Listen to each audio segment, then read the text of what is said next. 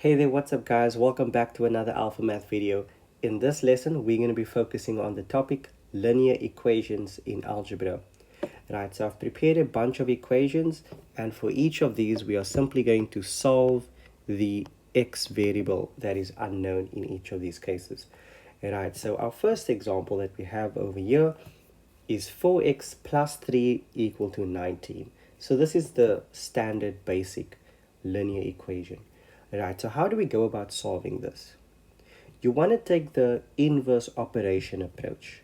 So that implies solving the equation by doing the reverse operation. Okay, so if you see a plus 3, what you want to go ahead and do is subtract 3 on both sides.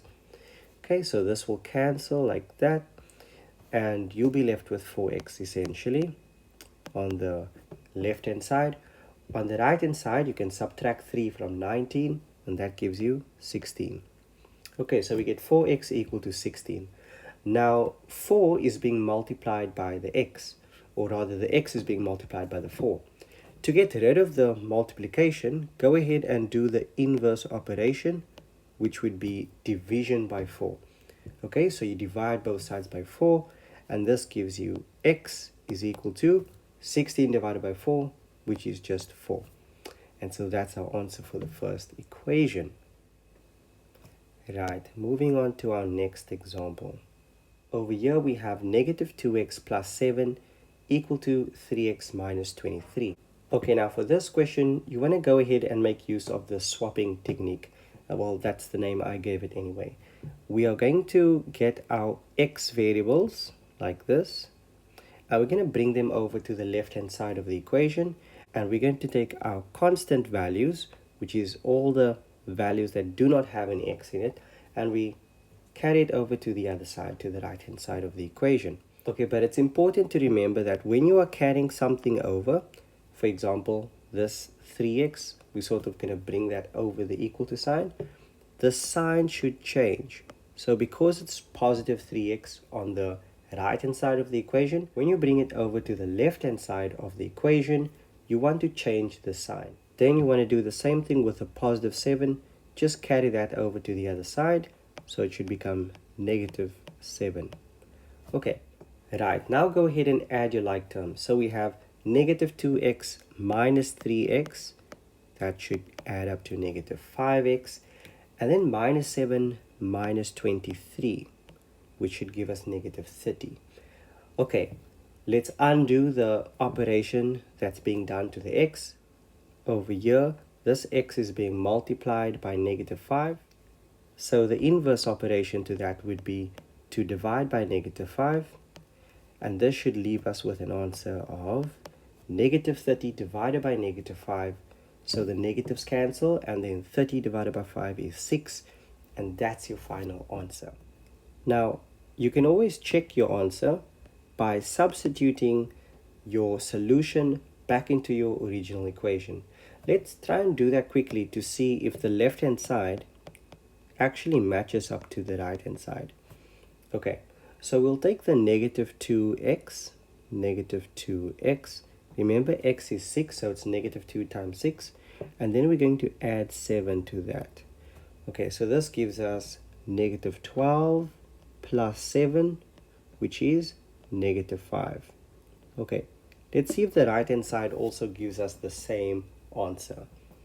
Okay, so 3x, remember x is equal to 6, so 3 times 6 is 18, and then you're going to minus 23. Now what is 18 minus 23? Isn't that also negative 5? Yeah, so that means you got the answer correct. Okay, and this is how you check your answer. Just substitute your answer back into the original equation. If they match up, the left hand side and the right hand side, then you got the correct answer. Okay. Okay, now moving on to question C. Here we have a bunch of brackets which we first need to simplify, and we'll do that by distributing the 3 with the terms inside the bracket, and also the 2 with the other terms inside the other bracket. Okay, so 3 times x gives us 3x, and 3 times 1 gives us 3. Then we still have the minus 5 hanging out in front. Remember, do not multiply the 3 with the negative 5 because the negative 5 is outside that bracket. Okay, so you only multiply the 3 with the terms inside the bracket. Same thing for the 2. We're going to multiply 2 with the 8 and also 2 with the negative x. Don't multiply the 2 with the 6x because that is outside the bracket. Okay, now you want to go ahead and add up your like terms. So over here we have 3x and then 3 minus 5. Let's see, 3 minus 5 should be negative 2. Add up your like terms on the other side as well. Here we have negative 2x plus 6x, and that should give us positive 4x. Okay, just carry the 8 down as well.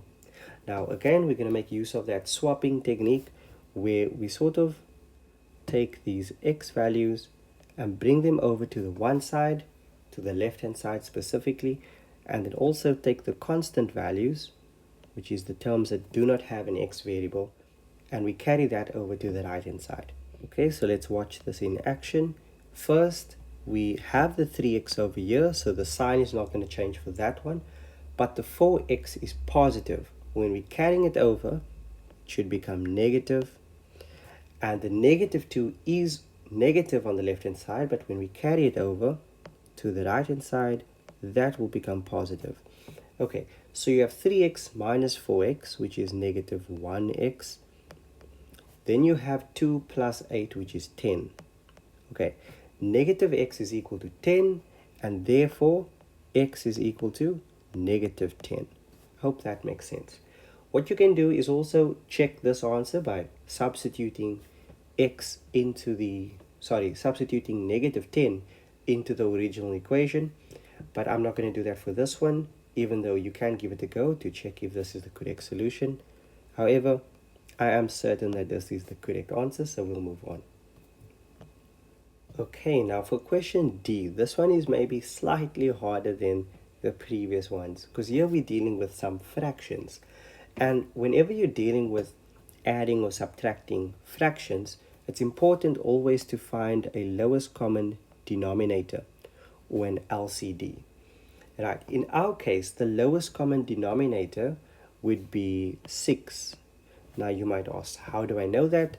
Well, if you have a look at our denominators, our current denominators is 3, 2, and the invisible 1 from the 4. Remember, 4 is a whole number, so all whole numbers are divisible by 1.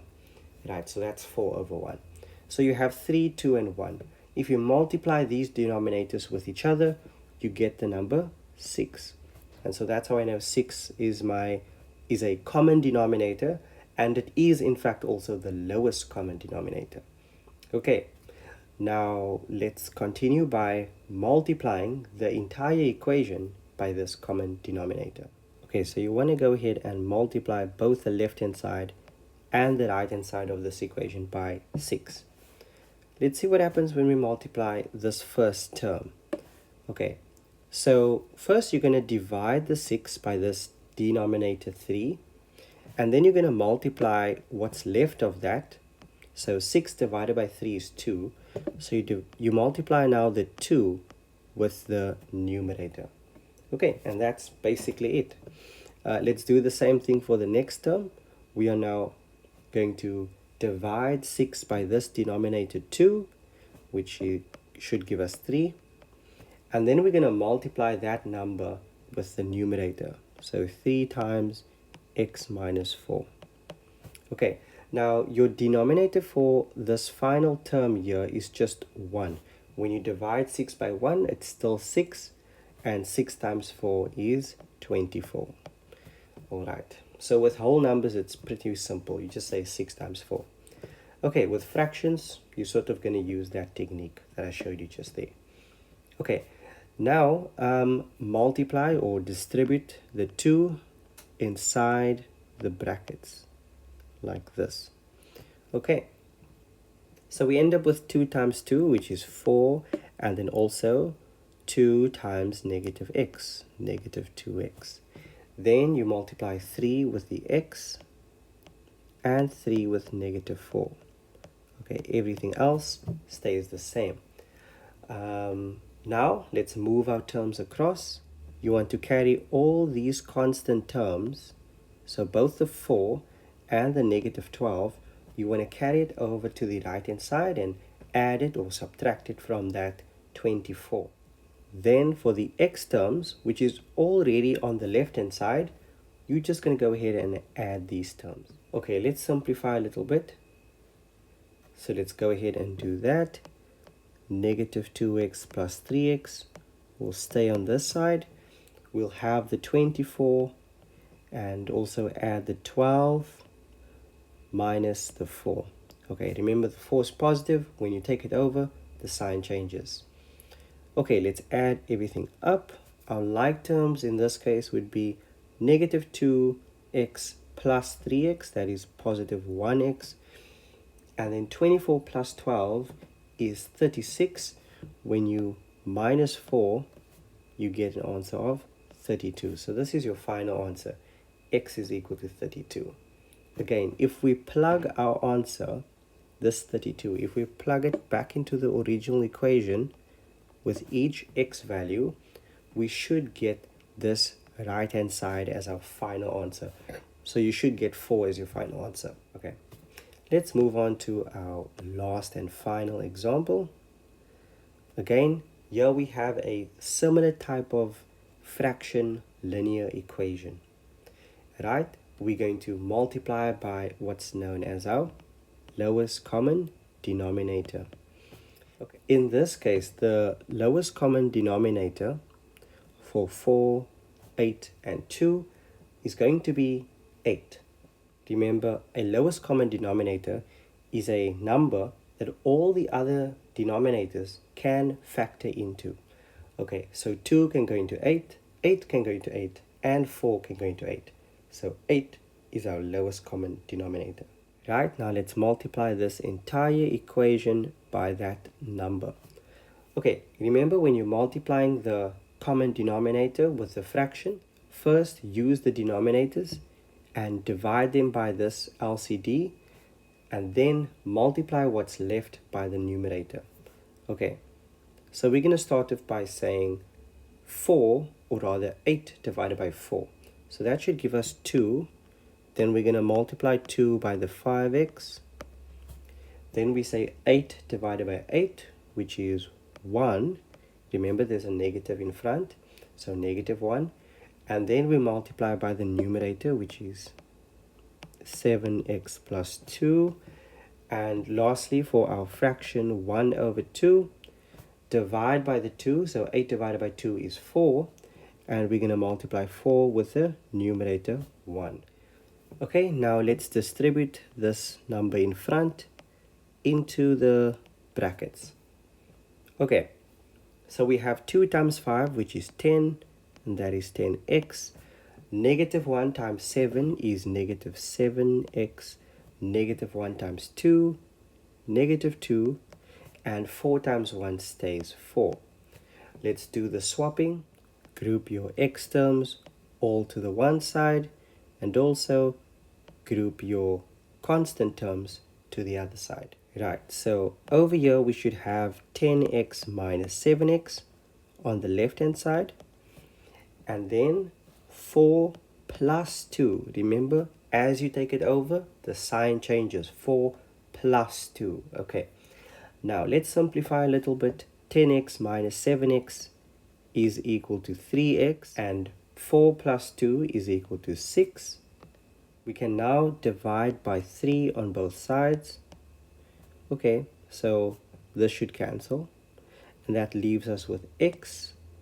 And x turns out to be 6 divided by 3, which is equal to 2. So this again is your final answer. You can try substituting this answer back with your original equation with each x position, and you should get your outcome to be a half. Okay, if your left hand side is equal to your right hand side, then it means that your final answer over here was correct. Alright, and that's how you solve linear equations. Stay tuned for our next algebra video on quadratic equations.